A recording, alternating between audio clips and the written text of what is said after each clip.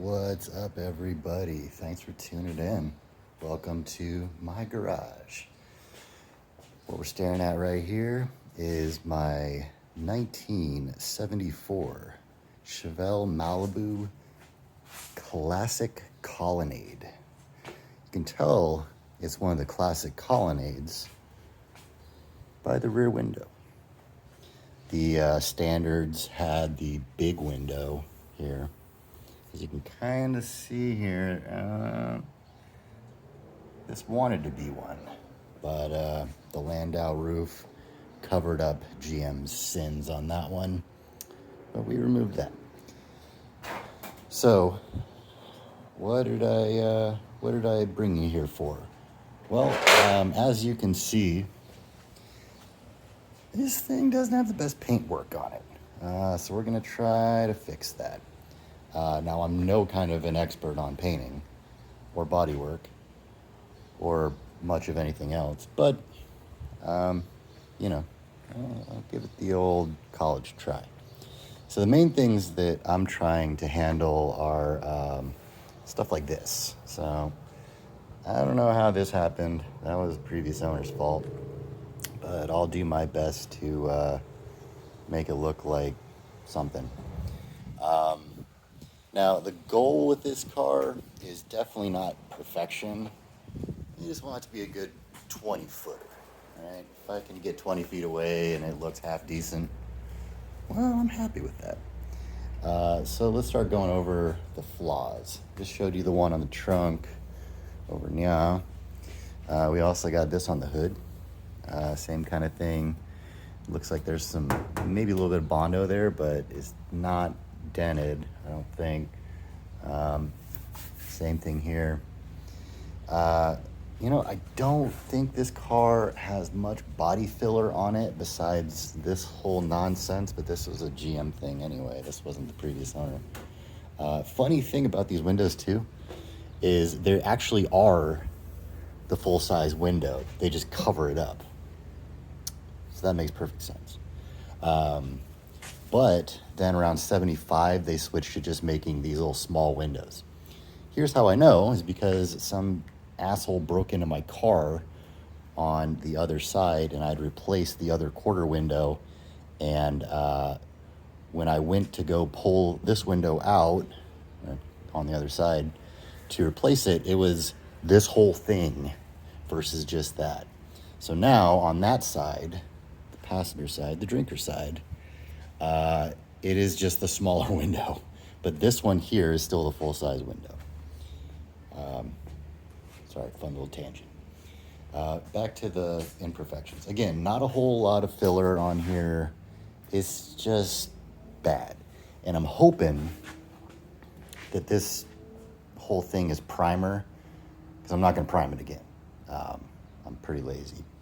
Again, good 20-footer.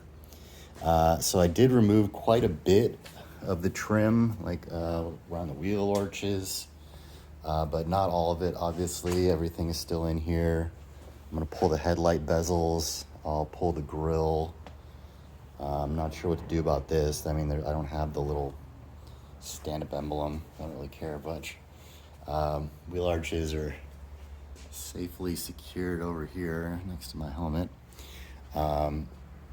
And this trim, if it's easy to take off, I'll take it off. Otherwise, I'll just tape it up and act like it never happened. The window trim around here, you'd think I took that off, but I didn't. When I got the car, I didn't have it. So, somebody did that step for me. Around the windows here, the little drip rail, I don't think I'm going to take that off for several reasons. One is because I don't really care.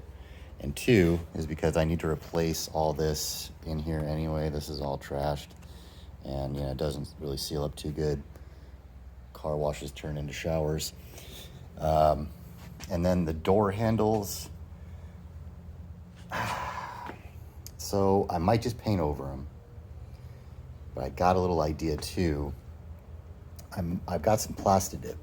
I'm thinking about just Plastidipping the handles and maybe the lock, and then after I Plastidip it, go ahead and paint the car, then just pull the plastic dip off, and voila. So the previous owner had some goofy old, well, not goofy, they're just incorrect Malibu SS logos, something like you'd find on like a 65 or 66 Malibu SS. I don't know what the reasoning for that was. Maybe he just thought they looked cool. But so now I've got some holes in the side of my car, which is fantastic.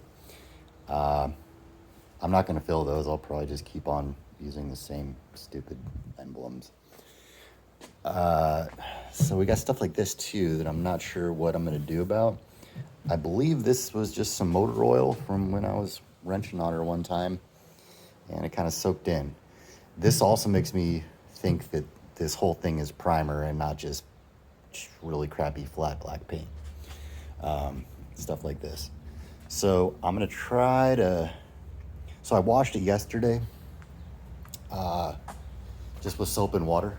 I did spring for the fancy soap, the baby duck variety. And so, you know, it is clean, but,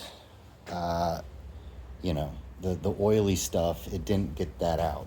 So I might sand on a little bit, hit it with some acetone. I've got some TSP, that might work. We'll see what happens. We got a little bit of rust right there. I'm just gonna pretend I didn't see that.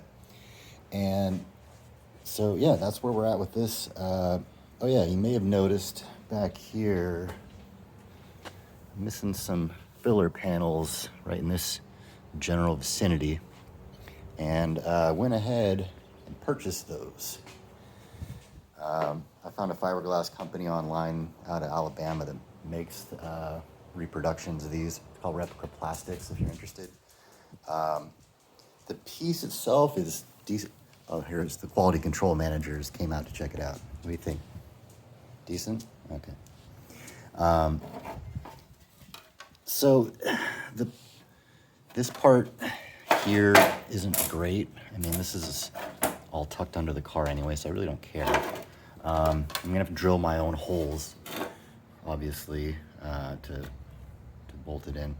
But I mean, the part that shows is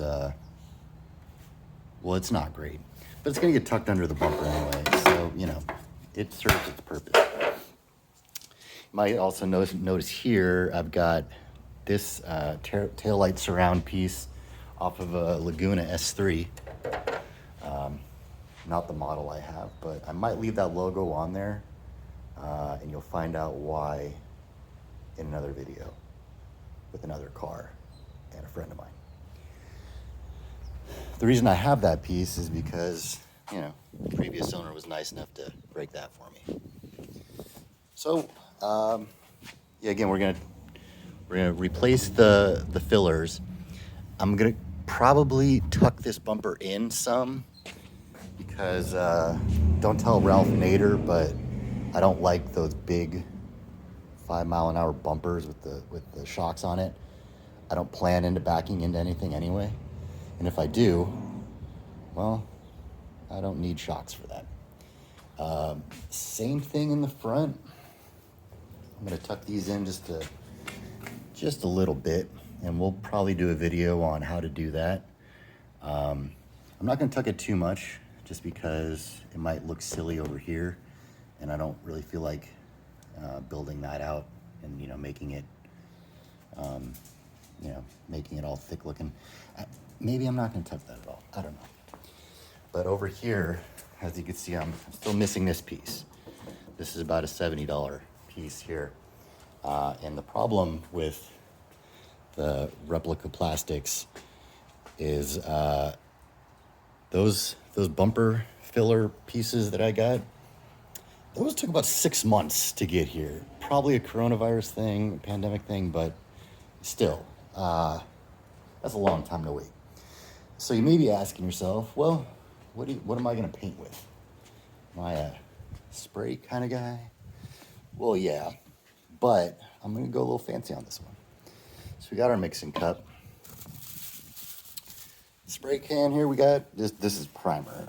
So that's gonna help us out there. I got some thick primer, the filler primer.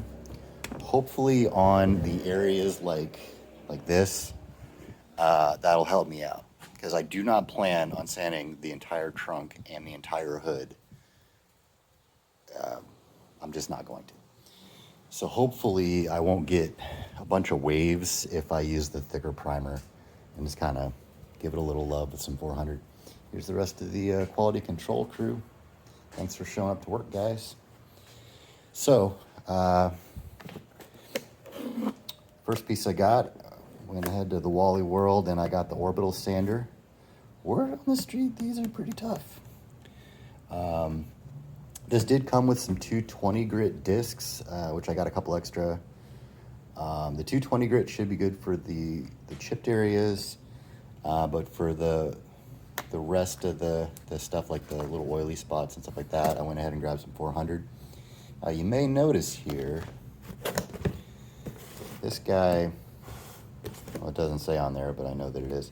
It's a 5-inch sander, and I got 6-inch pads, because that's what AutoZone had. So I gave her an extra inch. So we got the primer, and I guess I'll go ahead and just let the cat out of the bag and show you guys what color I'm gonna paint it. Satin black, just like my soul. So we're using some top of the line Home Depot Rust-Oleum, and probably gonna need to thin it a little bit. So I went ahead and grabbed some acetone. And so you may ask yourself, does this guy have a spray gun? Well, no, I don't. Do I have a compressor? No, I don't. But I do have an Amazon account, and they sell these. Artesian paint spray gun. Electric spray gun. That's what I'm gonna use. And I'm assuming that's maybe Spanish for artesian. I'm not sure, but I'm gonna pronounce artesian instead of artisan, because artesian kind of sounds like good soap or really good cheese instead of Chinese spray guns. So here it is, the unboxing. In the box here we got what I assume is a funnel. Great. And I see what appears to be a hopper filled with what I assume to be the spare tips. And so there's that. And then the business end here, the electronic moneymaker. So I'm not familiar with these whatsoever. I did maybe 15 minutes of research on the internet, and I went ahead and spent the $40 to purchase it. If it sucks, I'm gonna send it right back. So the cool thing that I saw was you can kind of adjust the tips. There's like 3 different size tips, and you can adjust the spray pattern from a circle spray pattern to a flat kind of football shaped spray pattern, which is kind of what you want. Can you stop it? I'm trying to film a video. So I live next to an Air Force base, so that's gonna be great if I keep doing this. I also live next to train tracks, which is gonna be great if I keep doing this. And I have dogs that like to run in front of my Ring doorbell, which is gonna be great if I continue to do this. Can you guys stop walking in front of the doorbell, please? So, side notes, we've got this little baby over here, which I might do some playing around with. And then my daily, caddy. Might do some videos with this one too. We'll see what happens. Back to the painting. So I'm all over the place. I got the ADD real bad. So I hope you like a little bit of randomness in videos. Yeah, this is my other. I got 2 cans of the paint. So I don't know how many coats I'm gonna need to do. Hopefully it won't be too many, because I'm not gonna do that many, because I don't really care that much. Again, we're going with a good 20-footer. Oh, and the wheels. Purple, that wasn't me. And apparently they weren't super committed to it, because they didn't even spray out to the edge. I've got the trim rings and the center caps to fill that out. Up in front, we've got a similar shade of purple with a tinge of brake dust to really set the mood. We're gonna be changing the color of these, but I love rallies, so I'm gonna stick with the rallies. You might be asking yourself, what's powering the old girl here? That'll be a surprise for another video.